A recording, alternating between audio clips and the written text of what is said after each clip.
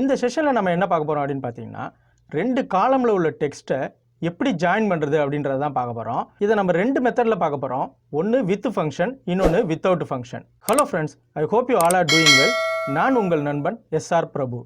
வாங்க வீடியோக்குள்ளே போகலாம். இப்போது இங்கே நான் நேம் லிஸ்ட் எடுத்து வச்சுருக்கேன், சரிங்களா? இதில் ஃபஸ்ட் நேம் இருக்குது, செகண்ட் நேம் இருக்குது. இதை ரெண்டையும் இப்போ நம்ம ஜாயின் பண்ணணும். இது எப்படி பண்ணுறது அப்படின்றத பார்க்கலாம். ஃபஸ்ட்டு ஈக்குவல் டு டைப் பண்ணிக்கோங்க. ஈக்குவல் டு டைப் பண்ணிவிட்டு ஃபஸ்ட்டு நேமை செலக்ட் பண்ணிக்கோங்க.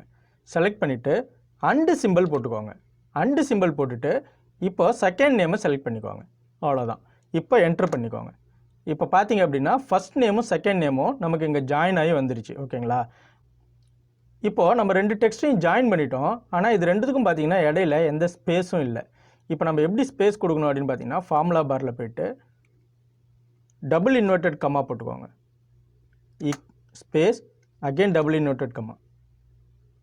இப்போது அகெயின் ஒரு அண்டு சிம்பிள் போட்டுட்டு என்ட்ரு பண்ணிக்கோங்க. என்ட்ரு பண்ணிங்க அப்படின்னா இங்கே பார்த்தீங்கன்னா நமக்கு ஸ்பேஸ் வந்துருச்சு. ஓகேங்களா? இப்போ ஃபில் ஹேண்டில் வச்சு ஃபுல்லாக நம்ம ஃபில் பண்ணிக்கலாம். ஸோ இப்போ பார்த்தீங்கன்னா நமக்கு ஃபஸ்ட் நேமும் செகண்ட் நேமும் இந்த காலத்தில் வந்துருச்சு.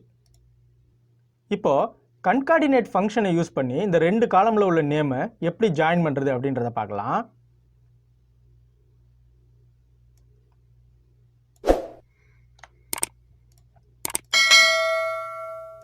ஃபஸ்ட்டு ஈக்குவல் டு போட்டுக்கோங்க.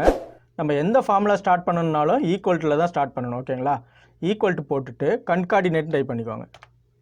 இங்கே வந்துருச்சு. இதை நான் டபுள் கிளிக் பண்ணிக்கிறேன். டபுள் கிளிக் பண்ணதும் இதுதான் இதோடைய சின்டெக்ஸ். ஓகேங்களா? Text 1, text 2.